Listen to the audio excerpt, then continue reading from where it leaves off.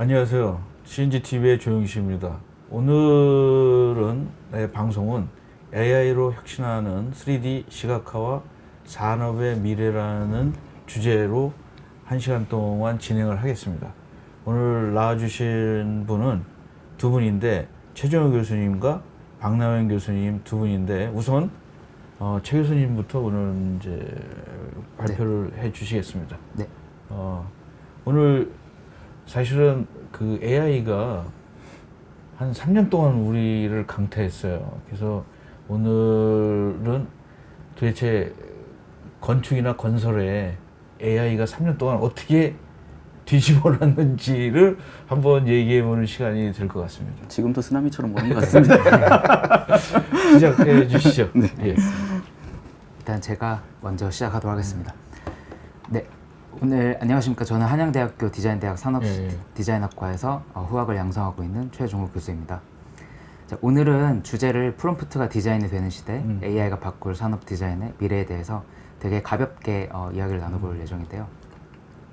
일단 제 소개를 간략하게 드리자면 일단 저는 지금 한양대학교에서 FFD 랩을 운영하고 있습니다.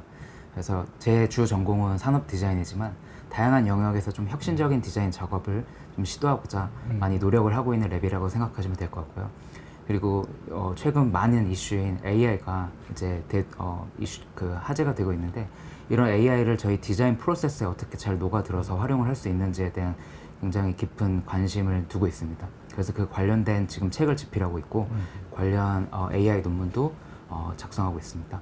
그리고 제 원래 이제 현업에서는 좀 자동차 디자인이랑 산업 디자인을 같이 경력을 갖고 있는데 이 경력들을 최대한 교육과 실무의 그 간극을 줄이고자 노력하는 게 제가 가져가고 싶은 목표입니다. 네. 여러분들 잘 아시겠지만 이 아이콘을 보시면 무슨 생각이 드시나요? 일단 저희가 불과 챗 GPT라는 게 저희 일상에 들어온 지 불과 2-3년 정도 된 것 같은데 이제 모두가 이 아이콘만 봐도 어떤 소프트웨어를 뜻하는지 알 수 있을 겁니다. 그만큼 저희 일상에 이제 AI가 깊게 들어왔다라는 게 아마 저희 모두 공감할 거라고 생각을 합니다. 저희가 본격적으로 AI를 이야기하기 전에 4차 산업혁명에 대해서 가볍게 좀 말씀을 드리자면 일단 지금 1차에서부터 4차 산업혁명까지 일단 4차 산업혁명은 나라에 따라 좀 다르지만 2014년을 기준으로 보통 4차 산업혁명이 시작되었다라고 이야기를 합니다. 근데 재밌는 거는 그동안 과거에 이제 1차에서 2차, 2차에서 3차까지 그 산업혁명이 벌어지는 데는 거의 100년에 가까운 시간들이 소요가 됐었는데요. 지금 불과 4차 산업혁명이 시작된 근 10년 정도의 시간 동안 발전한 기술 속도는 지난 인류의 몇백 년 동안 발전한 기술 속도보다 훨씬 더 빠르다고 합니다. 그리고 그 중심에는 저희가 오늘 이야기할 AI가 있죠. 저는 개인적으로 왜 이런 짧은 시간 동안 이런 AI 그리고 여러 기술들이 더 발전을 했을까를 생각해 보면 저는 팬데믹이라는 사건이 굉장히 큰 역할을 했다고 생각을 합니다. 역사적으로 그 이유는 저희가 인류에서 굉장히 위기를 맞았을 때 이 지구가 망할 것 같은 그런 느낌을 받았지만 그 역사가 이제 보여주는 거는 그 이후에 굉장한 반등을 통해서 저희 기술력과 모든 것들이 더 성장하는 계기가 된다라는 것을 볼 수 있고요. 되게 현실적인 예시로는 저희가 이제 팬데믹 동안 학교에서는 줌으로 수업을 하고 회사에서도 다 온라인으로 원격으로만 수업을 해야 됐기 때문에 디지털에 익숙한 세대부터 디지털에 익숙하지 않았던 세대까지 모두가 생존을 위해서 이런 디지털화되어 있는 시스템에 적응을 해야만 했습니다. 그러다 보니까 줌을 비롯한 여러 협업 관련 툴들 그리고 소프트웨어 회사들이 굉장한 지원을 받고 성장하는 계기가 됩니다. 대표적으로 저희가 그런 AI 그리고 이 팬데믹을 통해서 굉장한 성장을 이루었던 회사 중 대표적으로 넷플릭스가 있는데요. 이 넷플릭스가 지금 현재 수십억 명의 인구에 각 개인이 맞춤형 서비스를 제공하고 있는데 그런 서비스가 제공할 수 있었던 거는 AI의 힘 때문에 그렇게 되고 있다라고 이해를 하시면 될 것 같습니다. 또 대표적인 하나의 예시로는 4차 산업혁명의 궁극적인 목표는 완전한 자율주행을 꿈꾸고 모든 도시 시스템이 연결되는 건데 이런 것도 되게 기술의 발전 속도가 더뎠다가 판다믹이라는 그런 사건, 그리고 도시가 차량이 다니지 않았던 사건, 오히려 그런 것들이 이런 자동차 업종에 있는 회사들한테 기회가 됐습니다. 그래서 도시에서 자율주행 테스트를 할 수도 있었고, 그게 이런 판다믹이라는 사건이 없었다면은 이런 회사들이 더 성장하는데 더 많은 시간이 소요되지 않았을까라고 저는 생각을 합니다. 다음으로는 본격적으로 저희 산업 디자인에 특히 디자인에 그런 사용되었던 툴들이 어떻게 진화하고 있는지에 좀 간략하게 설명을 드리고 싶은데요. 과거에는 저희가 소프트웨어 CAD 툴이 없고 이랬을 때는 전부 다 사람의 손으로 수작업으로 이런 창의적인 거를 표현해야만 했었던 시절이 있었죠. 그때는 디지털이 없기 때문에 다 손으로만 표현을 했던, 그림도 손으로만 그려야 됐던 이런 시대를 넘어서 현재 지금 영 디자이너, 그 젊은 세대의 친구들은 전부 다 디지털로 이런 창의적인 작업들을 진행을 합니다. 나아가서 CAD 소프트웨어들도 발전을 하면서 이제는 집에서 아이디어만 있으면 시작과 끝을 모두 구현할 수 있는 그런 환경이 갖춰져 가고 있죠. 그리고 대표적으로 또 3D 프린팅 기술이 발전이 되면서 내가 간략하게 필요한 게 있을 때는 CAD로 만들고 그거를 출력함으로써 바로바로 활용을 할 수 있는 단계까지 온 게 지금 현재의 이런 디자인 툴의 발전이라고 보면 될 것 같고요.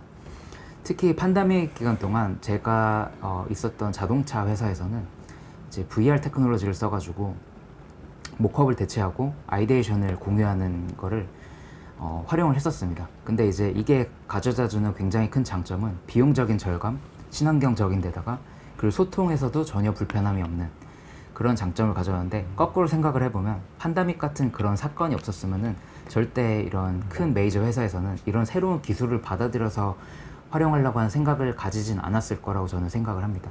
왜냐면 그동안 우리는 익숙해져 왔던 디자인의 프로세스대로 디자인을 했었고 그게 큰 문제가 없었기 때문에.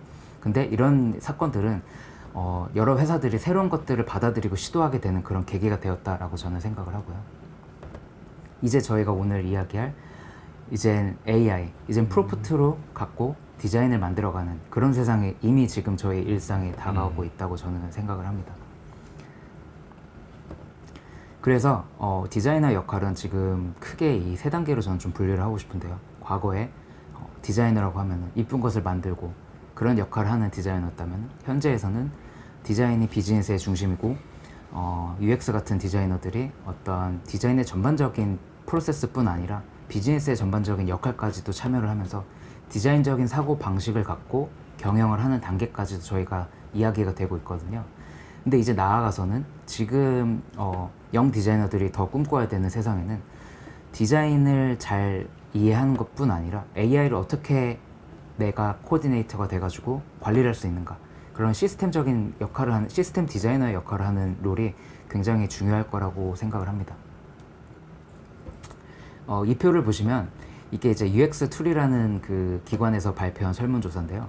과거에 비해서 지금 현재로 다가올수록 이제 피그마라는 이제 협업 툴이 있습니다. 그 사용 비중이 굉장히 압도적으로 증가한 걸 볼 수 있는데요. 이게 이제 의미하는 거는 우리가 과거에는 무언가 창의적인 작업을 하기 위해서 픽셀을 만지고 마우스로 작업을 했었던 거를 디자인의 방법이었는데, 이제는 우리가 그걸 어떻게 생각하고 하는 게 어떻게 표현을 하는 것보다 더 중요한 요소가 되었다라고 말씀을 드리고 싶습니다. 이제 디자인의 프로세스를 저희가 좀 얘기를 해보자면, 아마 디자인을 이제 업계에 계신 분들은 다 아실 텐데, 이제 영국 디자인 카운슬에서 2003년, 이제 20년이 지난 시간 동안에 그 전에 만들었던 더블 다이아몬드 디자인 프로세스인데, 아직까지 지금 현재까지도 현업에서는 이 프로세스를 활용을 해서 디자인을 진행을 하고 있습니다. 근데 이제 20년이 지난 시간 동안 활용이 되다 보니 이것들이 조금씩 이제 변형이 생기는데요. 이제는 만드는 것뿐 아니라 지속 가능한 관점에서 우리는 이제 디자인을 고민하게 되고, 더 나아가서는 최근 AI 기술이 발전하면서 이제 AI가 디자인 프로세스의 일부가 된다라고 해서 이렇게 다양한 형태로서 디자인 프로세스가 변형이 되기 시작합니다. 그래서 첫 번째로 이제 저희가 예를 들어 프로젝트를 시작을 했을 때, 이제는 리서치를 저희가 직접 책상에 앉아서 데스크 리서치를 하는 게 아니라 트레이닝 스페이스라고 해서 AI와 함께 소통을 하면서 AI를 학습시키고 이 프로젝트를 서로 이해하는 과정을 통해서 기존에 인간이 해야 했었던 그 제한된 시간 동안 할 수 있었던 역량을 정말 무한대로 확장해서 다양한 정보를 받아들이고 작업을 할 수 있는 그런 환경이 갖춰지고 있습니다. 대표적으로는 이제 LMM 모델인 이제 챗GPT인데요. 예를 들어 프로젝트를 시작할 때 팀에 엔지니어가 없어도 여러분들이 학습을 시켜서 가상의 엔지니어를 만들어낼 수 있고, 인터뷰가 필요해도 가상의 인터뷰를 만들고 퍼소나를 만들어서 그런 좋은 인사이트를 찾고 검증하는 단계까지 AI를 통해서 작업을 진행할 수 있죠.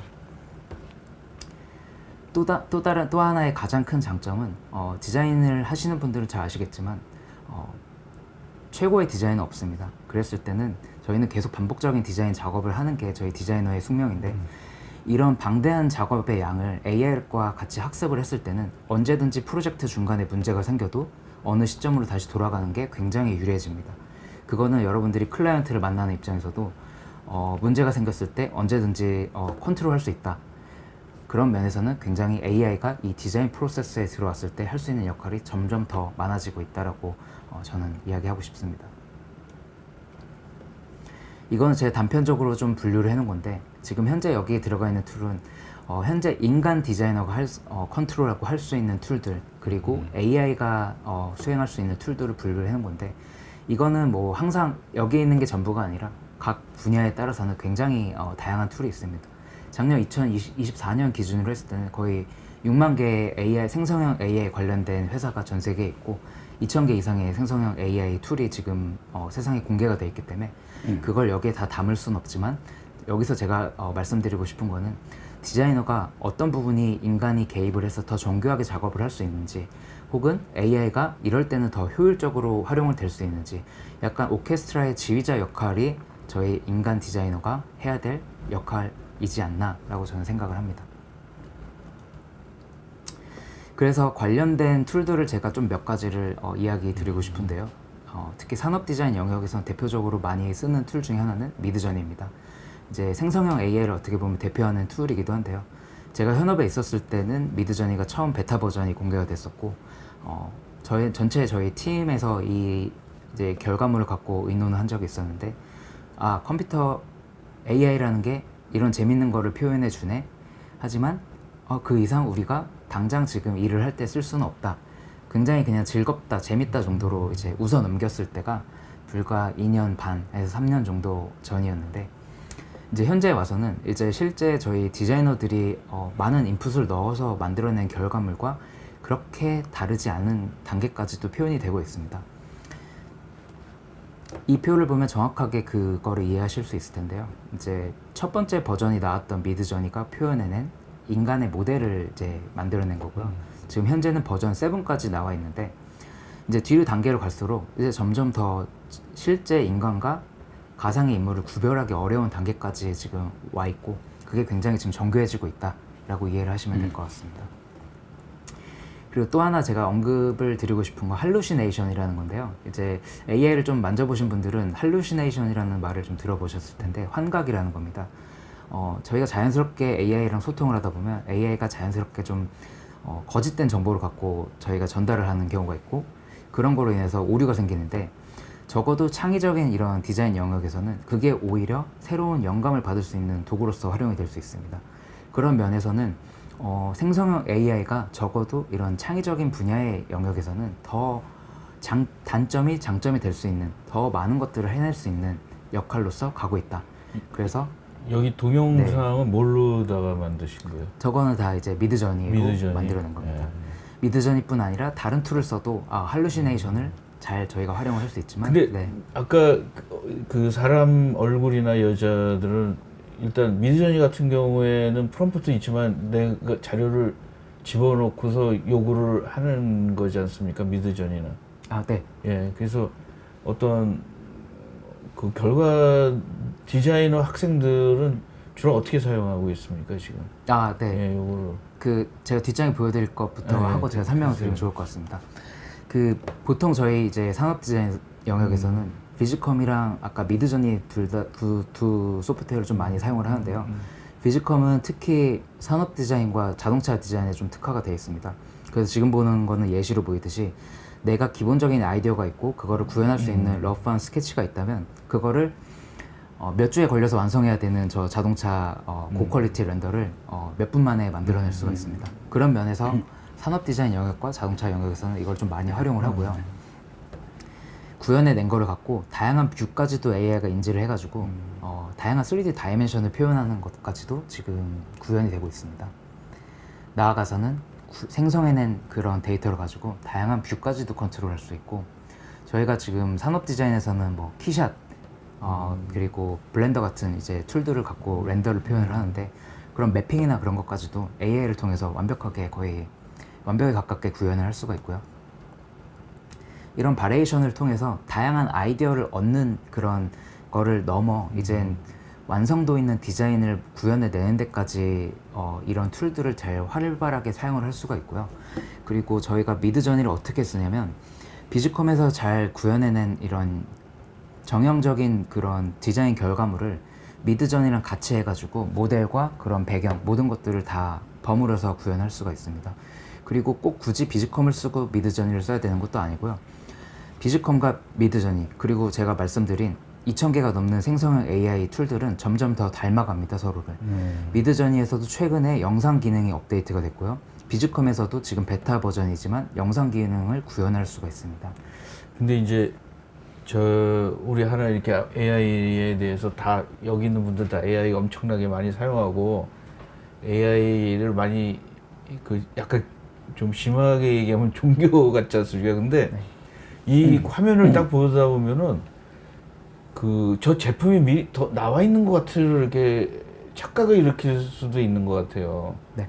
아까 제가 이 자료를 보다가 이제 우리 교수님의 의도대로 이거 왜 챗GPT 로고가 왜 하셨어요? 이게 뭐 하면은 무슨 어떤 화면이세요? 그랬더니 이제 이거는 우리 머릿속에 이걸 생각나기 위해서 자기가 고유를 집어넣었다고 그랬는데, 요새 웃기는 소리 제가 이것도 일종의 가스라이팅 아닙니까? 내가 그 얘기를 했는데, 전 요 화면을 보면 다 디자인으로 나왔던 것 같은 느낌을 오잖아요. 우리는 인간은 아날로그니까. 네. 근데 거기에 대해서 약간 좀 학생들에게 네. 어떤 커뮤니케이션을 좀 하십니까? 네, 이거는 무조건 일단은 지금 제가 보여드린 것들은 네. 정말 잘 만들어진 결과물을 보신 거고, 실제 사용을 하면 인간이 들어간 인풋만큼의 노력이 필요합니다. 그렇죠. 사실 저희가 작년에 처음으로 미드저니를 갖고 프로젝트를 진행했던 게 있는데, 그 결과물을 만들어내기 위해서 한 1,000몇백 개의 생성형의 결과물을 만들어냈거든요. 그러니까 단 하나의 결과물을 얻기 위해서 그 많은 양의 또 작업을 해야 된다는 거는 저희가 사실 수동적으로 작업하는 만큼의 시간이 필요합니다. 근데 그것들이 계속 익숙해지고 학습이 되면은 속도는 더 올라가겠지만, 이걸 쓰면 만능이다 이런 건 절대 아니고요. 그리고 아까 말씀하신 질문처럼 그게 약간 디자인 윤리에 관련된 건데, 저희가 그냥 쉽게 이걸 하다 보면은 AI가 만들어내는 결과물은 기존에 있었던 것 같은 그런 완성돼 있는 좋은 브랜드의 예시를 참고를 합니다. 그랬을 때 저희가 편향된 생각을 갖고 그거를 따라가게 되게 쉽게 되는데요. 그래서 그거를 잘 제어하는 게 굉장히 중요하거든요. 요 최근에 우리 이제 사진을 갖다가 일본 만화식으로 하는 게 유행했지 않습니까? 네. 근데 이제 그걸 하면서 이제 좀 조용히 넘어갔는데 처음이라 일본 애니메이션에서 저작권을 얘기를 하지 않았어요. 근데 서양이나 이런 데서는 애플 같은 데서는 아마 이거 해서 쓰면 저작권 엄청나게 요구를 했을 수도 있지 않았을까 이런 생각도 하고, 야 이거는 실적이 또 금세 딱 나더라고요. 왜냐하면 이거 왜 이것만 너무 유행하지, 다양성이 AI가 우리에게 다양성을 뺏어가는 거는 또 아닐까 이런 생각도 좀 해보고 있는데, 교수님들은 그런 거를 고민을 많이 하셔야 될 것 같습니다. 맞습니다. 네, 그게 어떻게 보면 제가 준비한 마지막 슬라이드의 내용이긴 한데요. 네, 뭐 제가 좀 더 말씀을 드려볼까요? 네. 그래서 이게 거의 마지막에 제가 이제 이야기하고 싶은 툴에 대한 건데요. 이제 저희가 생각하면 생성형 AI를 쓰면은 그럴듯한 되게 시각적인 결과물을 뽑아낸다 정도로 생각을 할 수 있는데요. 이제 나아가서 지금 비즈컴을 비롯한 여러 툴들은 그거를 3D 데이터로 추출까지 가능을 합니다. 그래서 그 안에서 저희가 또 작업을 할 수도 있고, 그거를 이제 출력물을 해갖고 저희 생각들을 이제 실제 모형을 갖고서 또 디자인에 의논을 할 수 있는 단계까지 왔고요. 최근에는 이제 이게 국내 기업인데요. 저도 되게 놀라운 기술을 생각하는데 이제 설계 영역 같은 경우는 생성형 AI 갖고 좀 하기 쉽지 않겠다라고 생각을 되게 많이 했었는데 이제 프롬프트 텍스트 베이스만 갖고도 모델링을 정교하게 컨트롤이 가능합니다. 이게 지금 시작 단계인 걸 생각해 봤을 때는 지금 지난 2, 3년 동안 미드저니를 비롯한 이런 생성형 AI가 보여줬던 그런 역량들이 이런 지금 CAD 관련된 분야에 들어오게 된다면 아마 이런 실제 설계 관련된 그 업종에서도 굉장히 큰 변화가 일어날 거라고 저는 생각을 합니다. 그래서 이런 전반적인 산업 디자인의 AI 그리고 생성형 AI가 하는 역할을 제가 좀 소개를 드렸는데 지금 이게 가장 지금 변화되는 큰 메시지 중 하나는 기존에 저희가 이제 매스 프로덕션으로 해갖고 굉장히 표준적인 생산 방식이 있었다면 그게 이제는 개인화된 맞춤형 서비스 제공 방식으로 변화되고 있습니다. 그래서 예를 들면은 지금 나이키가 이거는 AI를 활용해가지고 축구 선수들의 그런 특성을 분석하고 이해해서 가장 좋은 퍼포먼스를 낼 수 있는 그런 맞춤형 신발을 3D 프린터로 제작을 한 컨셉 디자인인데요. 이거는 그런 무한한 가능성을 보여주는 하나의 그냥 대표적인 사례입니다. 그리고 나아가서는 이제 제조 공정이 저희가 산업 디자인을 이야기할 때는 제조 공정을 사실 무시할 수가 없는데요. 이제 이건 대표적인 예시로 영국의 어라이벌이라는 이제 그 버스랑 밴을 만드는 회사인데요. 스타트업 회사인데 굉장히 작은 사이즈, 기존 저희가 생각하는 공장에 정말 그 일부인 사이즈에서도 저런 큰 사이즈의 아이템들을 이제 뽑아낼 수 있는 단계까지도 이미 와 있고 그래서 저희가 지금 그동안에 학교에서 교육을 받았던 것들이 하나씩 다 지금 상식이 깨지고 있다. 그런 역할들이 지금 큰 AI를 통해서 많이 변해하고 있다라고 말씀을 드리고 싶습니다. 그래서 제가 드리고 싶은 하나의 이 질문이 이제 이 이 이미지를 봤을 때 이거는 디자이너가 디자인한 걸까요? 아니면 생성 AI가 디자인한 걸까요? 사실 이제 2025년에 와서는 그 구분이 굉장히 모호해지고 있습니다. 그리고 저희가 이제는 텍스트 몇 줄만 갖고 만들어도 디자이너가 아닌 사람들도 굉장히 그럴듯한 결과물들을 잘 만들어낼 수가 있는데요. 이젠 디자이너는 더 이상 창작자에 머무르기보다는 어떤 것들을 잘 선택하느냐 그런 것들이 더 중요해지는 역할로 가고 있지 않나 싶습니다. 그래서 내가 무엇을 선택하고 무엇을 선택하지 말아야 될지를 선택하는 게 또 디자인의 윤리에 대한 문제이기도 하고요. 그런 것들은 저희가 굉장히 많은 고민을 해야 되지 않을까 싶습니다. 그리고 이미 저희가 잘 느끼겠지만 이미 저희의 많은 것들을 생성형 AI, 특히 GPT 같은 데다가 의존을 많이 하는 경향을 보이고 있습니다. 저조차도 고민이 있었을 때는 사람들한테 이야기할 때도 있지만 AI에게 물어보고 AI한테 조언을 받기도 하는데요. AI한테 선택권을 맡기는 순간 저희가 가져가야 될 시야가 굉장히 좁아질 수밖에 없다고 생각을 합니다. 그래서 저희가 어떤 마인드셋을 좀 시프팅 해가지고 저희의 역할과 AI를 받아들여야 되는지 이런 것들이 교육부터 먼저 좀 앞서서 진화를 해야 된다라고 저는 생각을 합니다. 그래서 이런 AI 기술이 급변하는 세상에서 저희가 어떤 가치를 좀 디자인해야 될지 저희 모두가 깊게 고민을 해야 되는 시점이 아닌가 싶습니다. 예. 이거로 마치면서 혹시 제가 사실 많은 시간을 들여서 말씀드릴 기회는 없을 것 같아서 혹시 궁금한 점이 있으면은 개인적으로 연락을 주셔도 좋을 것 같습니다. 감사합니다. 네. 예, 우선 지금 제가 연락을 드리겠습니다. 지금 이제 궁금한 것들이 많은데 사실 요새 최근에 와서 GPT 이제 사회학자들이 조사하다 보니까 예전에 글쓰기를 막 연습한 옛날 세대들은 GPT 이용해서 장문도 많이 쓰고 그러는데 지금 이제 고등학생이나 대학생들이 막 장문을 많이 써야 될 때 이걸 했더니 뇌가 덜 사용하더라. 왜냐면은 여러분들 아시겠지만 고생을 하는데 약간 어느 정도 하고 나면 편해지는 거가 있지 않습니까? 이게. 네, 머리가 안 돌아갔을 때 갑자기 물어보거나 그러면 신통하게 대신할 수 있는데 근데 이 디자인을 지금 가르치면서 학생들이나 제 주위에서 지금 제가 생각한 건데 처음에 프로그래머들이 이거 나왔을 때 야 프로그래머 되게 쉽겠다 이렇게 되는데 요새 프로그래머들이 많이 잘리잖아요. 네, 그렇습니다. 그래서 이제 이게 반면교사 삼아가지고 디자이너들도 이제는 간단하게 이렇게 그림 찾고 막 이러는 게 아니라 진짜 디자이너. 뭐 옛날에 디자이너가 아니라는 게 아니라 뭔가 통합적인 그 뭐 다빈치 같은 스타일이 돼야 되지 않을까 이런 생각을 조금 해보는데 네. 여지껏 이렇게 소프트웨어 많이 쓰시면서 좀 정리를 한번 해주시죠. 네. 네, 일단은 특히 요즘 이제 지금 세대 학생들 이제 네. 영 디자이너들을 보면은 디지털이 굉장히 이미 익숙해져 있고 그렇기 때문에 이런 AI 같은 걸 굉장히 쉽게 받아들일 수 있거든요. 그런 것들이 영 디자이너들은 굉장한 장점은 되겠지만 또 반면에는 그것만으로 해결할 수 없는 것들이 굉장히 많고 그래서 저는 하이브리드형의 디자이너가 좀 돼야 된다 생각을 합니다. 그래서 오히려 저는 학교에서 적극적으로 AI를 이야기를 하고 그리고 학생들이 한테 리서치부터 모든 과정을 AI 쓰는 거를 적극적으로 열어주지만 그 안에서도 저희가 해야 될 것들을 잘 조화를 이루는 게 굉장히 중요하다 생각을 해서 그 부분을 강조를 많이 하고요. 예를 들면은 브레인스토밍 같은 그런 아이디에이션을 하는 거에 있어서 그거는 AI랑 소통하는 것보다 실제 저희가 아까 말씀드렸지만 뭐 저희가 뇌 이런 발달에 좀 제한이 있다 하는데 직접 저희가 종이에 적고 벽에 붙이고 그걸 소통하고 저희 생각대로 하는 과정 그거를 정리해 주는 걸 AI한테 맡기고 해가지고 인간이 잘할 수 있는 것과 AI가 잘할 수 있는 것들을 계속 구분해서 좀 교육을 시키려고 노력을 하고 있습니다.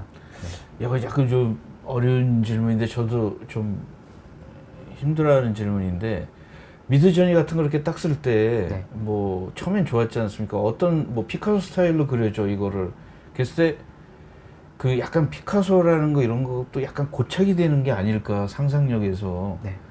그래가지고 뭐 어떤 스타일 유명한 스타일들 아까 그 일본 만화형으로 근데 그런 거가 그 영 디자이너들은 약간 유혹이 오잖아요. 네, 쉽게 맞습니다. 흔한 거 모든 사람이 실패하지 않는 디자인 같은 것도 있지 않습니까? 맞습니다. 네. 그런 거와 도전하는 거에 어떨까요 이게? 그게 굉장히 어려운 챌린지인 것 같은 게 말씀하신 대로 많은 이제 영 디자이너들이 사실 그렇게 학습을 해왔고 그러다 보니까 되게 유사한 작업들이 굉장히 많습니다. 사실 그건 AI가 나오기 전에도 디지털에 익숙한 친구들은 이제 전 세계적으로 공유도 되게 쉬워지고 그러니까 좋다고 생각하는 표본의 작업들을 많이 따라하게 되는데 그러면서 좀 작업들이 닮아가는 거 그 부분이 사실 굉장히 어렵고요. 그래서 제가 좀 요구하는 것 중 하나는 저는 학교 안에서 작업을 안 하는 걸 좀 추천을 많이 합니다. 프로젝트가 생겼을 때는 실제 오프라인 뭐 예를 들면 주방용품을 디자인한다고 했을 때 대다수의 이제 업계에서는 컴퓨터로 다 조사를 하는데요. 직접 가서 백화점 가서 매장 가서 실제 만져보고 어떤 고객들한테 어떤 반응이 있는지를 봤을 때 저희 뇌에서 느껴지는 창의적인 생각은 저희가 디지털로 나와 있는 데이터랑 좀 다르다는 생각이 있어서 그 부분을 좀 많이 강조하려고 노력은 하고 있습니다. 네. 이거 또 이제 조금 이것도 좀 어려운 질문인데 디자인 교수님들은 이런 툴에 대해서 엄청나게 그 문턱이 넓지 않습니까?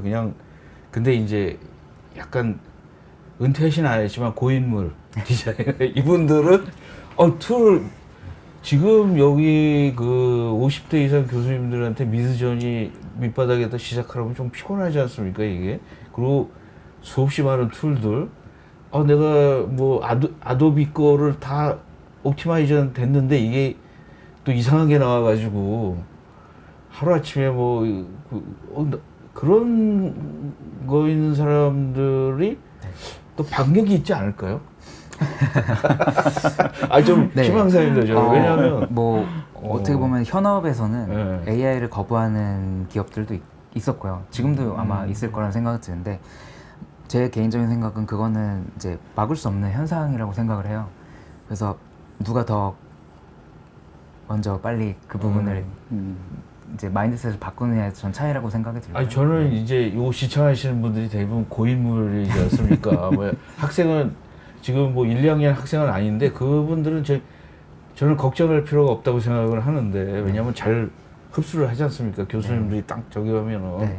근데 이제 그분들은 이제 우리가 고통스러워 이게 막 계속 공부를 나이를 들면은 젊은 학생들보다 어떤 면에서는 몇 배의 노력이 네.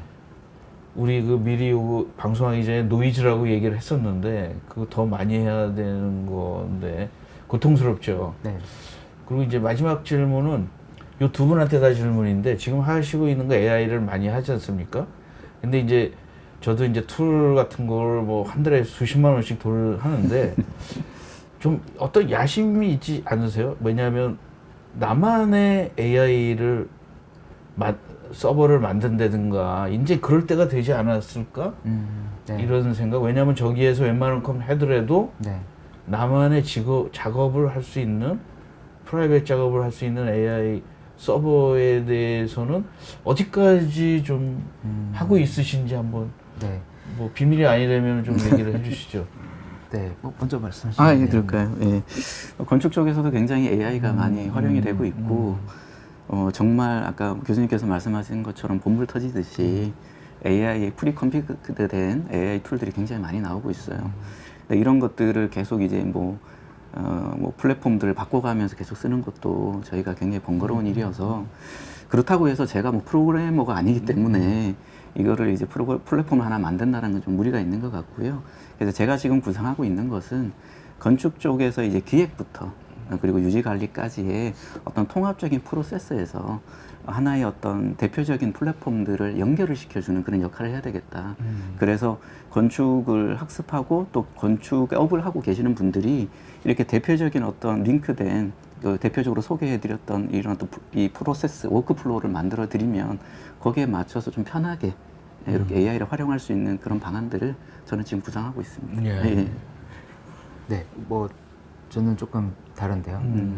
교육자로서 좀 저만의 방법으로 뭔가 구상하고 시스템을 만드는 것보다는 기존에 있는 디자인 프로세스들을 좀 더 건강하게 잘 만들어서 모든 사람들이 잘 이해하고 활용을 할 수 있게 하는 걸 좀 더 집중을 하고 싶습니다. 왜냐면은 저도 항상 스트레스인 게 말씀하신 것처럼 이게 툴이 자고 일어나면 계속 달라지고 변하고 있는데 어느 순간 어느 시점부터는 이게 인간이 기술의 속도를 따라갈 수는 없겠다라고 저는 판단을 했거든요. 그래서 오히려 좀 더 가치 있는 거는 이 기술이 계속 발전한다는 가정 아래 인간 그리고 저희 디자이너들이 여전히 변하지 않고 할 수 있는 거를 좀 더 견고하게 만들어가는 거에 좀 더 집중을 하고 싶어서요. 네, 그런 부분이 좀 하고 있습니다. 그리고 이게 저도 이제 신기한 거 해가지고 이제 1년치 구독을 딱 했는데 자꾸 써보니까 이제 버그가 막 나타나는 거예요. 여기서 예를 들어서 내 목소리랑 똑같이 하는 거를 네. 했는데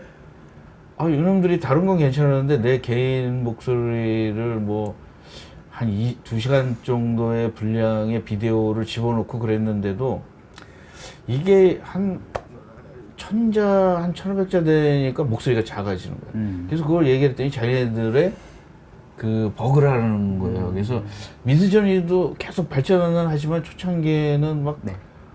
버그도 많았는데 그걸 이렇게 피해 다니면서 쓰시고 있지 않습니까? 네. 그리고 저기 스테이블 디퓨전도 그거 뭐 오픈 소스니까 버그 무지하게 많을 거 아니에요. 그거 알아서 쓰시라고. 그래서 약간 좀 이게 잘 되면 굉장히 좀 영향이 많아지겠다 이런 생각들은 많이 하시고 계시는 거잖아요. 네, 뭐 많이 사용을 해보다 보면은 오늘의 오류가 내일은 고쳐지기 때문에 사실 별로 고민을 많이 할 필요가 없다라고 저는 생각하거든요. 그래서 여기 있는 분들은 약간 좀 얼리 어댑터라고 그러지 어떤 분들은 다 고친 다음에 버그 없을 때 쓰자 뭐 이런 이렇게 뭐 첫 번째 버전 1은 걸르는 게 뭐 국룰이야 뭐 이런 사람들도 있습니다. 있기는. 자, 그러면 이제 이번에는 또 AI와 메타버스 이 또 발표를 해주시죠. 네네네. 안녕하세요. 소개를 먼저. 네, 그럴까요? 예, 안녕하십니까. 박남용입니다. 제가 학번으로는 95학번이에요. 그런데 이제 제가 대구 사람인데 30년 전에 대구 제1서적에서 캐드 앤 그래픽스를 보면서 쪼그려 앉아서 보면서 그래픽을 공부했던 기억이 납니다. 그곳에서 이렇게 방송하게 돼서 너무 영광스럽고요. 저는 이제 대학에 몸담았다가 제가 8년 전에 전문건설공제조합이라는 곳으로 이렇게 이직을 해서 6만여 전문건설인을 위해서 디지털 신기술에 대해서 이제 교육을 하고 있고요. 저희 전문건설공제조합에 대해 잘 모르시더라고요. 저희는 이제 건설산업기본법에 의해서 저희가 만들어졌고요. 건설인들을 위해서 여러 가지 금융 지원이라든지 보증 지원들 하고 있고요. 더불어서 아까 말씀드린 것처럼 교육 지원 사업도 하고 있습니다. 지금 현재 저희 부서가 충북 음성에 있고요. 건축뿐만 아니라 토목, 기계 쪽에 여러 가지 비영리적으로 교육을 하고 있기 때문에 관심을 좀 많이 가져주셨으면 좋겠습니다. 예. 네. 자, 주제 잠깐 첫 페이지 한번 다시 한번 보겠습니다. 제가 첫 페이지를 제가 이제 디자인하는 걸 굉장히 의미를 좀 두고 있어요. 박사님 제 첫 페이지 잠깐만. 이거요? 예. 제가 이제 그 좌측에 보면 사이드에 이미지 하나를 이렇게 그 생성형 AI로 한번 만들어 봤어요. 그래서 이제 인터그레이팅이라고 해서 AI와 메타버스에 대한 건축 디자인에 대해서 만들어 달라고 했더니 물론 이제 프롬프트는 제가 이제 뭐 구체적으로 입력을 했고요. 그랬더니 처음에 이제 기획을 프롬프트 인풋으로 시작해 가지고 마지막에는 이제 메타버스로 확장되는 이런 부분까지 이렇게 쭉 진행이 됐습니다. 그래서 이러한 내용들 기준으로 해서 주제도 AI와 메타버스로 통합되는 우리 건축 디자인의 어떤 혁신, 패러다임의 변화 이런 것들에 대해서 간략하게 여러분들께 소개해 드리도록 하겠습니다. 이 단어를 보면서 이 문장을 보면서 어떤 생각이 드십니까? 가장 먼저 이게 이제 제프리 힐턴 교수거든요. 2024년도에 딥러닝의 아버지라고 하는 노벨 물리학상을 받으셨던 분인데 이런 오록을 남기셨어요. 가장 눈에 띄는 게 very fast, much faster라는 단어가 딱 눈에 보이죠. 그게 도대체 누구냐라고 봤더니 바로 이제 AI라는 녀석이죠. 지금 이제 AI에 관련된 저희가 이제 대담을 이렇게 하고 있지만은 굉장히 조심스럽습니다.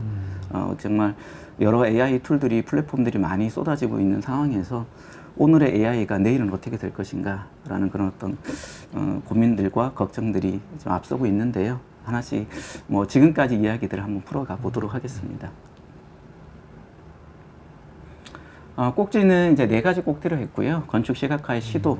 우리가 AI라는 것이 그리고 메타버스라는 것이 건축 분야에서 정말 갑자기 등장한 것인가? 그건 아니었다라는 것을 한번 이야기하고 싶었고요.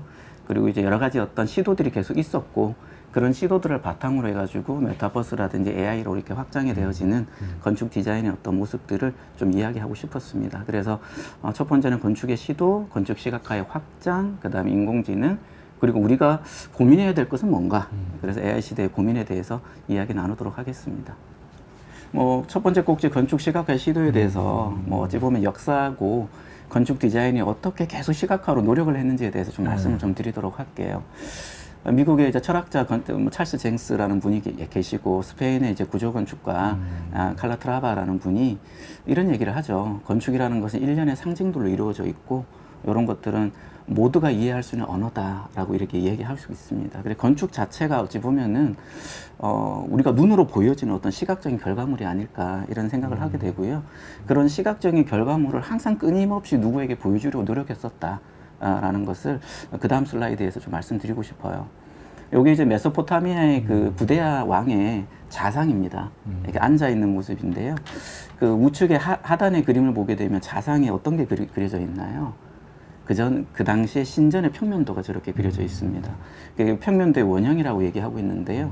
그 평면도라는 것이 어찌 보면은 누구에게 시각적으로 이해를 하기 위해서 그려지는 것들이잖아요. 그래서 그런 것들에 대해서 굉장히 의미를 가지고 이렇게 자상 위에다가 직접 새겼다라고 볼 수 있고 그 자상 옆에 보시면 좀 툭 튀어나온 게 있어요. 좌측에.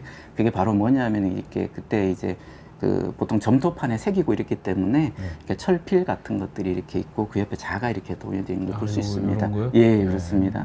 그래서 그 당시에도 이거 고대 문명에서도 건축의 시각화 시도는 이처럼 상징적으로 이루어졌다라고 볼 수 있습니다. 그런데 이제 우리가 도면으로만 작성하다 보면은 뭔가 이 공간적이지 못하고 또 원근감적이지 못한 그런 부분들이 있었기 때문에 고대 시대 때도 저렇게 지금 바빌론의 테라코타 주택 모형처럼 도면이 아니라 뭔가 이제는 원근감처럼 입체적인 걸 보여주고 싶었다는 시도가 있었겠죠. 그러니까 도면상으로 표현하지 못하니까 그 당시에는 저런 식으로 우리가 이제 입체 모형을 이렇게 점토로 이렇게 만들었는데 실제적으로 도면으로도 좀 보고 싶다. 뭐 시각화, 우리 공간감을 느끼고 싶다라는 게 이제 기원전 5세기 때 아가타 르코스의 이제 배경화라고 합니다. 저게 이제 투시도의 이제 원형이라고 얘기하는데요. 가장 이제 인상적인 건 뭐냐면 그 전까지의 우리가 도면이라는 것은 기둥 뒤에 기둥이 보이지 않았어요. 그런데 저런 식으로 우리가 이제 배경화, 신전에서 어떤 연극이 이루어지는 그 배경들, 무대 장치들을 표현하는데 기둥 뒤에 기둥이 보이게끔 하는 그런 원근감을 느끼게 하는 그런 어떤 시각화 시도들이 있었고 이걸 바탕으로 해서 좌측에 있는 그림처럼 브루넬레스키를 통해 가지고 1소점, 2소점, 3소점으로 이루어지는 투시도까지 이제 재현이 가능했다고 볼 수 있습니다. 이런 거 보면은 네. 그 당시에 지금 AI 엔진 발명자만큼의 그 천재들이 있었던 것 같아요. 네. 그래서 제가 시도를부터 예. 얘기하는 이유가 바로 그겁니다.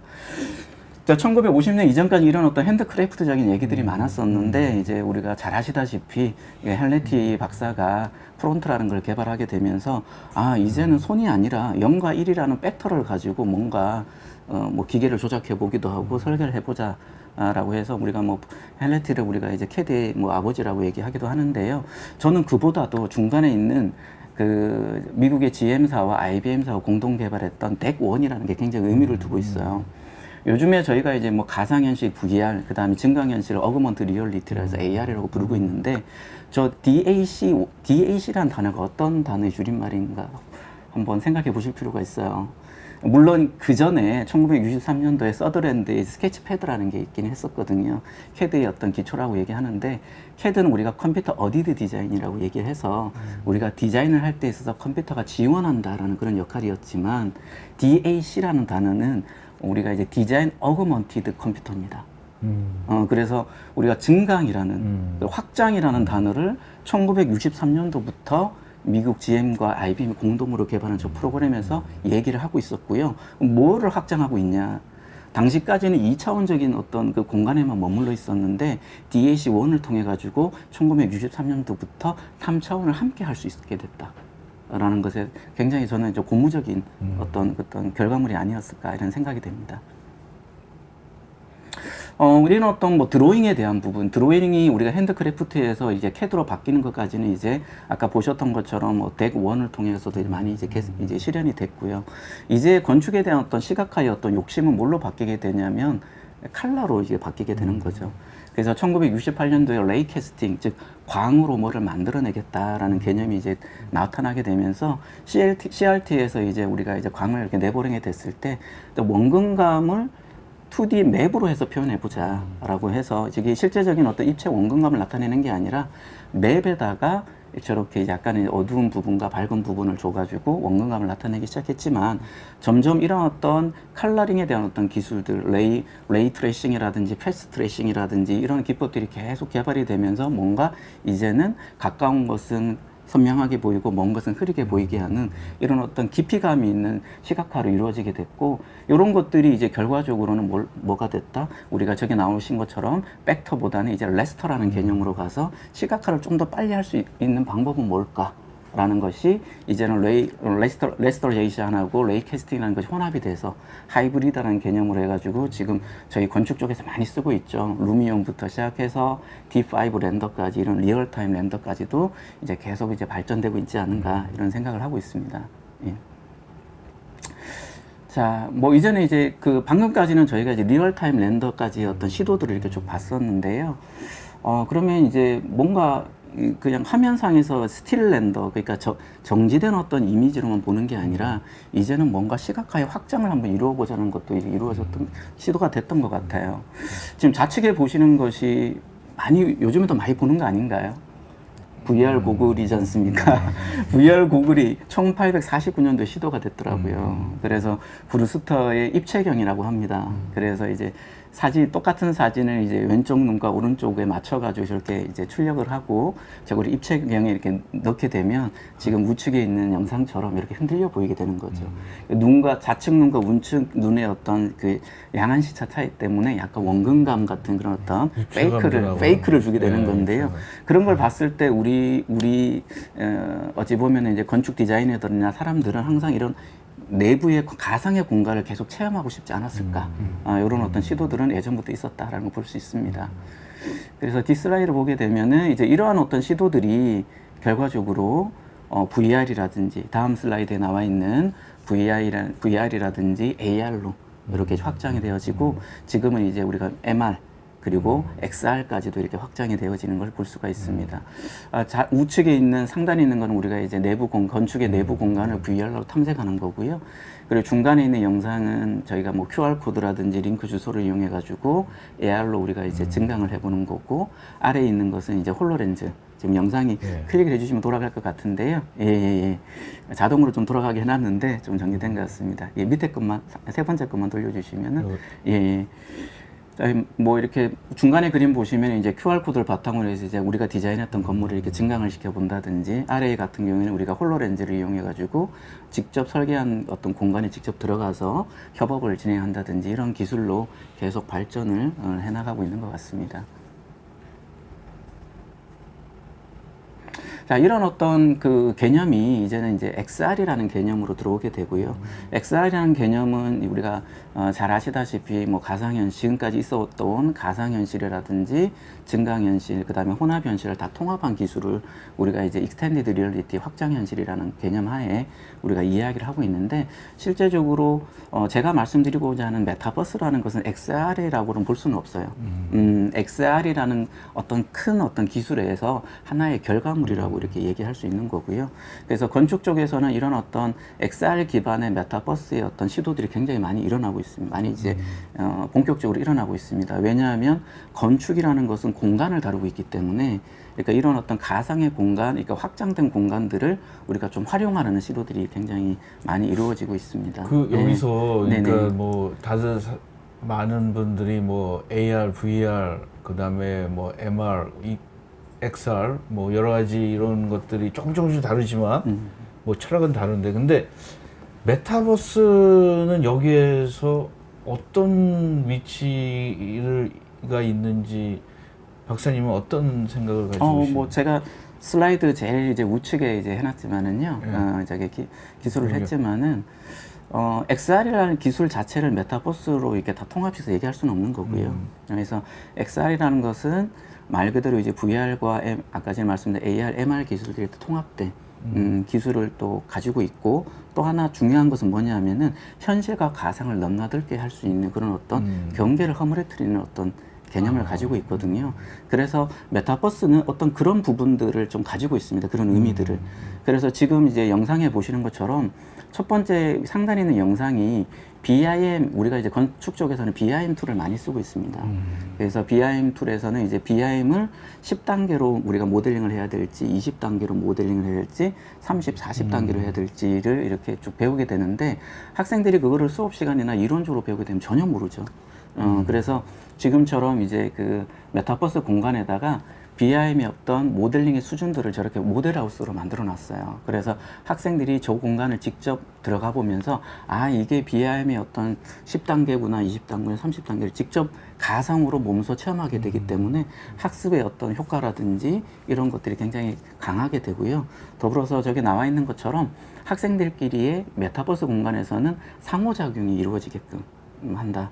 그래서 오프라인처럼 뭔가 상호작용이 이루어지게끔 하고 그리고 저기 있는 3D 컨텐츠들이 언제든지 지속적으로 업데이트되면서 변화를 계속 줄 수 있다는 그런 장점들이 있기 때문에 건축 부분에서는 이런 메타버스적인 부분들이 앞으로 더 확대되지 않을까 이런 생각을 하고 있습니다. 저는 좀 이상한 생각인지 몰라도 그 건축가들 입장에서 보면은 막 새로운 뭐 이 혁신적인 뭐 모양 같은 거 건축물 보면은 참 그 뭐 멋있어지는데 그 동대문 그 DB 그런 거 보면은 반대하는 사람도 많지만 근데 이런 생각을 한번 해봐요. 아우, 앞으로 건축가가 이런 AI나 메타버스 이런 거가 발전된다면 네. 똑같은 건물을 하나 짓고 그걸 지루하게 거기서 사는 것보다 그렇죠. 예. 굉장히 그 변화할 수 있는 이런 건물이 만들어질 수 있지 않을까요? 가상의 시티가 만들어지지 않을까라는 생각이 아니, 좀 들고요. 예. 얘가 그 한 일주일마다 조금씩 변화가는 이런 건물로 좀 만들어봤으면 좋겠어요. 지루하지 않습니까? 방 안에서 똑같은 집을 수십 년 동안 살아야 된다는 거가. 맞습니다. 그 디자이너들도 이렇게 좀 말은 안 되는데 우리 같이 이렇게 실증을 빨리 느끼는 사람은 디자인을 딱 했으면 얘가 좀 스스로 모양을 바꾸는 그런 네. 물건들이 좀 나왔으면 좋겠어요. 그렇습니다. 네. 그래서 이제 메타버스의 마지막에 네. 보면 지속적 업데이트 가능성이라는 아, 게 예, 그런 그렇죠. 얘기고요. 예. 실제적으로 이 메타버스라는 단어를 이렇게 처음 쓰신 분이 이제 1992년도 닐 스티븐슨이거든요. 스노우 크래시인데 아까 박사님께서 말씀하신 것처럼 그런 의미를 가지고 있죠. 가상의 공간에서 나의 시티를 만들어서 나의 공간을 만들어서 현실을 오가면서 이렇게 체험하고 또 이건 위험한 얘기인데 네네. 아우, 매일 똑같은 밥 먹고 똑같은 와이프랑 똑같은 지루할 것 같아. 이게 메타버스는 내가 볼 때 음, 천재들이나 옛날 건축가들이 아까 이게 역사적으로 딱 예, 봤더니 예. 계속 메타버스를 꿈꿔왔던 것 같아요. 그런 것 기술이 같아요. 안 돼서 예, 그렇지. 예. 그래서 지금도 이렇게 보면 예. 이건 인간의 뇌가 어떤 그 욕망인 것 같아요. 맞습니다. 도파민 같은 예. 게. 지금 예. 이제 보시는 거는 이제 그 우리가 보통 이제까지는 건축 우리가 학과 학생들이 건축 작품 전시를 오프라인으로 많이 했어요. 네. 그래서 지금 현재 메타버스 공간에다 이렇게 작품들 다 전시하고 거기에서 AI로 렌더링했던 이미지 판넬이라든지 3D VR 투어라든지 시뮬레이션 그 다음에 내가 다른 친구의 모델로 한번 들어가 보겠다. 그래서 예전처럼 우리가 이제 이렇게 비주얼하게 그냥 모형을 뚝딱뚝딱 만들어 이렇게 보는 게 아니라 3D의 중심에 어떤 모델을 만들어 서로 간의 공간을 이렇게 체험하게끔 하는 것이 네. 지금 굉장히 재밌어 하고 있어요. 이런 부분들이. 그래서 이런 부분들이 실제적으로 많이는 아니지만 건축사 사무소라든지 인테리어 설계 사무소 좀 시도하려고 하는 그런 의도들이 보이는 것 같습니다. 예. 이런 어떤 메타버스 공간에 대한 얘기들이 좀 생소할 수도 있습니다. 그래서 제가 우리 이제 고용노동부 산하의 한국기술교육대 온라인 평생으로 제가 한 3년 전부터 연구를 하고 있어요. 그래서 초창기부터 제가 이 연구에 이제 같이 함께 했고, 보고서도 같이 쓰고, 여러 가지 결과물들을 이렇게 만들고 있는데요. 메타버스로 해가지고 이런 어떤 건축적인 어떤 공간을 만들어서 체험을 시키는 것이 어떠한 장점이 있을까라고 봤을 때, 단순히 그 공간을 둘러보게 하는 것은 게임 용도밖에 안 되거든요. 그러니까 뭔가 목적이 있어야 되고 의도가 있어야 되기 때문에 한국기술교육대는 어떤 교육적인 목적과 그 다음에 어떻게 보면은 좀 뭐 실습적인 목적을 좀 넣으려고 하고 있어요. 그래서 지금 다양한 어떤 컨텐츠들을 뭐 만들고 있고, 건축적으로는 저는 계속 참여를 하면서 지금 만들고 있는데요. 이게 무료입니다. 그래서 이 방송을 이렇게 보시는 선생님들께서도 언제든지 여기 스텝의 메타버스라는 곳에 가셔가지고 회원가입을 하시면 무료로 이제 활용할 수도 있고 서비스도 지원받을 수 있다는 걸 좀 소개하고 싶었고요. 뒤쪽 슬라이드 한번 보게 되시면 이제 건축 쪽에서 활용하고 있는 메타버스입니다. 그래서 좌측, 우측의 상단부터 보면은 창호 시공, 그 다음에 비계 설치, 해체 작업이 이렇게 되어 있는데요. 직접 학생들이 들어와서 실습을 하고 있는 장면입니다. 그래서 멋있네요. 가장 대표적인 어떤 특징이라는 게 뭔가 있을까요? 이론적으로 학습할 수 없는 부분입니다. 그리고 저희 기술교육원도 30년의 어떤 역사를 가지고 좀 넓은 부지를 가지고 있지만 저렇게 이제 우리가 실습을 할 수 있는 장소가 많이 없어요. 특히나 해체 작업, 건물 해체 작업 같은 게 굉장히 위험성이 많이 따르는 실습이기 때문에 이런 것들을 저희가 이 한국기술교육대학교에서 메타버스로 구현을 했고, 어느 누구든지 들어와가지고 학습을 하고, 또 실무자들도 여기 들어와가지고 기본적인 내용들에 대해서 학습하고 실습할 수 있는 그런 내용들을 지금 현재 구축해 나가고 있는 상태입니다. 이런 영상들은 주로 네. 어떤 솔루션을 이용해서 만들고 계시나요? 이거는 뭐 개발자들이 따로 있는데요. 대부분은 이제 그 블렌더라든지, 그 다음 유니티를 이용해가지고 현재 메타버스 공간을 많이 만들고 있습니다. 예. 이제부터는 이제 AI에 대해서 좀 말씀을 좀 드리려고 해요. 그래서 방금까지는 건축의 어떤 시각화가 어디까지 확장이 되고 있는지에 대해서 이제 말씀을 드렸던 거라면 지금은 건축의 어떤 방법이 어떻게 지금 어떻게 적용되고 있는지에 대해서 이제 좀 말씀을 드리려고 해요. AI의 아버지라고 하면 우리가 앨런 튜닝을 이게 얘기를 하고 있고요.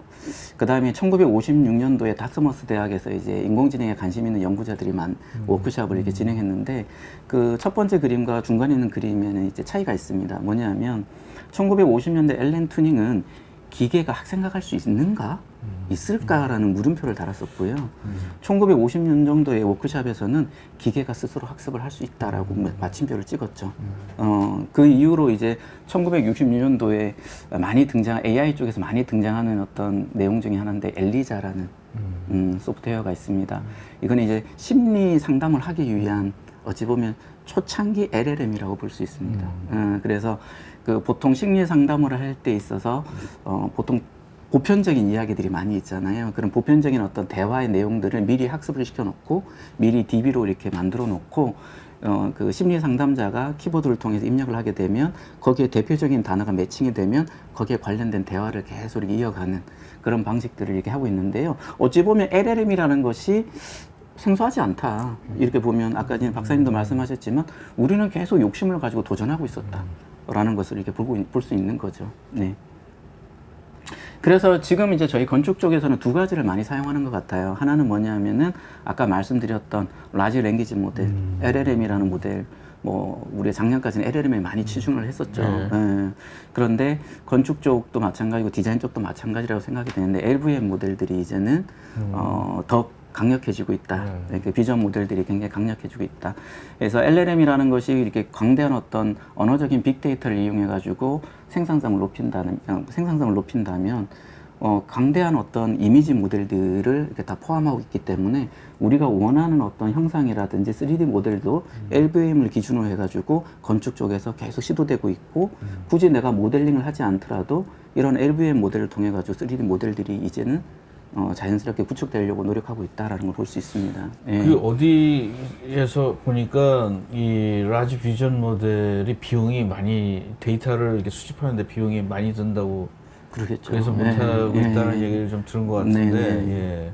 실은 건축 쪽에서는 지금 빅데이터를 굉장히 많이 좀 모으고 있는 게 뭐냐면 건축 쪽에서는 아까 시각화적인 어떤 이미지들이 굉장히 많죠. 그러다 보니까 지금까지 유명 건축가들의 어떤 도면이라든지 이미지들을 다 지금 디지털화 시키고 있거든요. 결과적으로 이런 것들이 어떤 비전 모델로 다 완성이 되어가고 있는 그런 부분이라고 볼 수 있겠고요. 건축 쪽에서 가장 많이 쓰여지는 것들이 지금 한 3가지 정도로 볼 수 있습니다. 물론 이제 프리컴퓨터된 어떤 여러 가지 플랫폼들이 많이 나와 있지만 불과 몇 년 전부터 계속 쓰고 있는 게 하나는 달리라는 게 있고 중간에 미드저니가 있고요. 또 하나는 스테이블 디퓨전이라는 게 있죠. 근데 최근 들어서는 달리가 좀 더 강해진 것 같습니다. 왜냐하면 같은 오픈 AI사에서 만든 챗 GPT하고 같이 연동이 되다 보니까 달리의 어떤 영향성이 굉장히 강해지고 있는 부분이고요.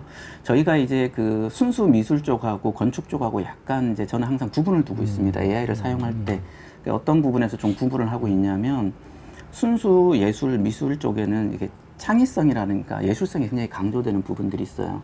그래서 미드저니 같은 걸 많이 사용하는 경우들이 있는데 건축 쪽 같은 경우에는 미리 이제 그 베이스를 만들어 놓고 거기에서 하나씩 구축해 나가는 그런 어떤 그래서 저는 그걸 분석형 AI라고 얘기를 하고 있어요.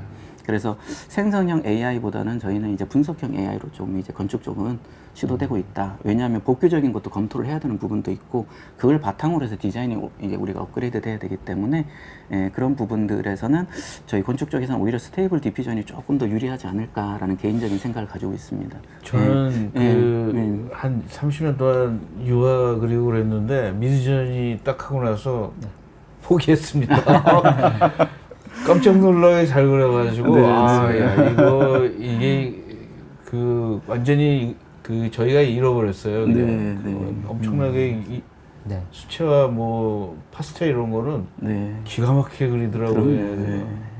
요거는 어떻습니까? 지금 써보시니까. 스테이블 디퓨전 같은 경우에는 아까 말씀드린 것처럼 분석형 AI로 많이 좀 시도가 되고 있어요. 뭐냐면은 예전에는 우리가 텍스트 투 이미지라 그래가지고 이렇게 텍스트만 입력해가지고 이렇게 이미지를 만들어냈는데 건축 쪽은 기본적으로 본인들의 스케치가 먼저 이루어져야 되거든요. 아이디어로 해서 스케치를 뭐 연습장에서 좀 그려본다든지 뭐 이런 어떤 기본적으로 우리가 목업이라 그래가지고 뭐 덩어리 형상을 미리 좀 만들어 본다든지 이런 어떤 시도들이 초기에 이루어지는데 그런 어떤 초기 어떤 스케치라든지 목업 이런 어떤 것들을 바탕으로 해서 거기서 디벨롭을 할 수 있는 그런 이미지 투 이미지 뭐 요즘에는 뭐 이미지 투 비전이라고 얘기하기도 또 이게 뭐 발전이 됐는데 이런 것들을 스테이블 디퓨전에서는 좀 많이 시도되고 있다고 볼 수 있습니다. 요즘에 구글에서 네. LM 스튜디오라고 해서 자기 이제 소프트웨어 같은 거 자기에다가 다운로드 해가지고 이제 쓸 수 있는 그런 것들 그 환경을 만들어 주는데 네네. 만약에 어떤 회사에서 그 LM 스튜디오가 아닌 그 비전 디퓨전 스튜디오가 딱 되면 뭐 내가 스테이블 디퓨전처럼 이렇게 뭐 하드웨어에다가 코딩 안 하고 이렇게 해도 사용할 수 있다 그러면 뭐 디자인이나 아유, 내년에 이런 데는 또 엄청난 파괴력이 오지 않을까. 그래서 그렇습니다. 뭐 여기 있는 분들 다 아시겠지만 한 3, 4개월마다 깜짝깜짝 놀라는 뉴스가 나오니까 뭐 네네. 기대감도 네. 굉장히 많아서 네네. 오늘 이 방송이 들으신 분들이 준비를 네. 잘 하실 수 있을 것 같아요. 네. 여러분들이 했다. 예, 지금은 요거는 이제 스테이블 디퓨전에서 신경망을 이용해가지고 이렇게 하는 건데요. 저 프롬프터를 잠깐 한번 보시면은 프롬프터가 이렇습니다. 뭐냐면은 여러 가지 뭐 이 건축물의 요구 사항들을 적었지만 뒷 문장을 잘 보시면 자하 하디드라는 풍으로 만들어 달라. 예, 이게 자하 하디드가 굉장히 유선형의 어떤 건물을 수학적으로 풀어낸 대표적인 건축가거든요. 이런 어떤 유명 건축가들 그리고 이제 우리가 전 세계에 있는 건축가들의 어떤 그 결과물들이 이미 LLM으로 다 포함되어 있다. 그래서 그걸 바탕으로 해가지고 우리 신경망을 통해서 디코드돼서 그런 어떤 풍의 어떤 그 결과물들을 이제는 손쉽게 만들어낼 수 있기 때문에 초기 기획에서부터 건축에서는 이런 부분들이 굉장히 유용하게 쓸 수 있다는 걸 볼 수 있습니다. 예, 지금 이제 이미지가 만들어진 걸 볼 수 있죠. 요거는 이제 스케치예요. 그래서 우리 건축과 학생들 물론 다른 디자인 분야도 마찬가지일 겁니다. 아마 끌적끌적 많이 해볼 거예요. 끌적끌적 많이 해보는데 이게 어떻게 될까라는 우리는 지금까지는 몰랐어요. 스케치가 이거 어떻게 바뀌지? 그런데 지금처럼 스케치를 넣었더니 프롬프트와 연동해 해가지고 다음과 같은 재질의 어떤 건축물을 우리가 미리 볼 수가 있다라면 기획부터 굉장히 좀 많은 어떤 그럴까요 속도의 어떤 향상을 우리가 이뤄낼 수 있다라고 야, 볼 수 이걸 있겠습니다. 가지고 이렇게 된다는 게 네네. 신기하네요. 지금 요거는 이제 뭐냐면은 우리가 학생들이 초기 디자인을 할 때 이렇게 깍두기처럼 만들어 보는 겁니다. 목업을. 그런데 이게 예전에는 규모 검토로만 많이 쓰였었어요. 땅 위에다가 이렇게 깍두기를 올려보면서 규모 검토로만 많이 쓰였는데 이것이 만일에 실제적으로 이렇게 설계가 되고 렌더링이 되어지면 어떻게 될까라는 거 우리는 앞서 나갈 수가 없었다라는 거죠. 그런데 이런 부분들도 스테일 디퓨전을 이용해가지고 바로 이제 우리가 앞으로 만들어질 어떤 결과물이 미리 볼 수 있다라면 지금 예. 그 교수님은 이런 교육도 실질적으로 교육을 네, 하고 있습니다. 있습니까? 네, 네. 그리고 이거 요거는 이제 네. 복귀 네. 분석부터 해가지고 기획부터 해가지고 플로터 따위까지 만들어 보는 거예요. 이건 GPT를 이용한 건데요. 지금 보시면 녹색이 땅이고 하늘색이 도로입니다. 그걸 바탕으로 이미지를 넣고 프롬프트를 넣었더니 지금처럼 복귀 분석을 다 해주고 있고요. 그리고 몇 층짜리의 건물로 만들어 달라고 했더니 층별로 이렇게 구분을 시켜주고 용도를 그리고 참고되는 이미지를 집어 넣었습니다. 넣었더니 어떻게 되냐면은 이 참고되는 이미지를 가지고 매스 모델을 이렇게 만들어 지금 층별로 이렇게 지금 구분이 되어지는 거서 공간을 이렇게 구분해 주는 걸 볼 수가 있겠고요. 그리고 조금 더 나아가게 되면은 매스 모델까지도 이렇게 지금 특별 제한이라고 해서 나오죠. 그래서 층별로 이렇게 조닝까지 이루어지고 있고요.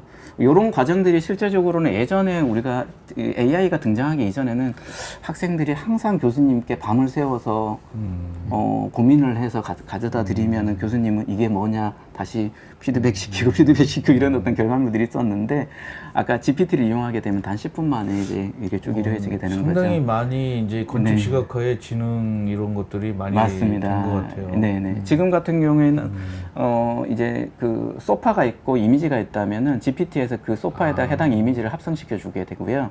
그 합성된 결과물을 메시 3D를 이용해 3D로 만들어주게 됩니다. 그럼 이거를 언제든지 건축 공간에다가 공간 구성을 할 때 우리가 언제든지 내가 원하는 대로 배치를 시킬 수가 있고 직접 모델링을 안 하는 그런 개념으로 내가 필요한 것들은 이미지와 텍스처만 찾아가지고 바로 이제 건축 쪽에 이제 요거는 무슨 툴입니까, 요거? 메시 3D라는 그 프리 컴퓨터 된 어떤 AI 툴입니다. 그래서 비전 기반의 AI 모델링 소프트웨어라고 볼 수 있겠습니다. 플랫폼이라고 볼 수 있습니다.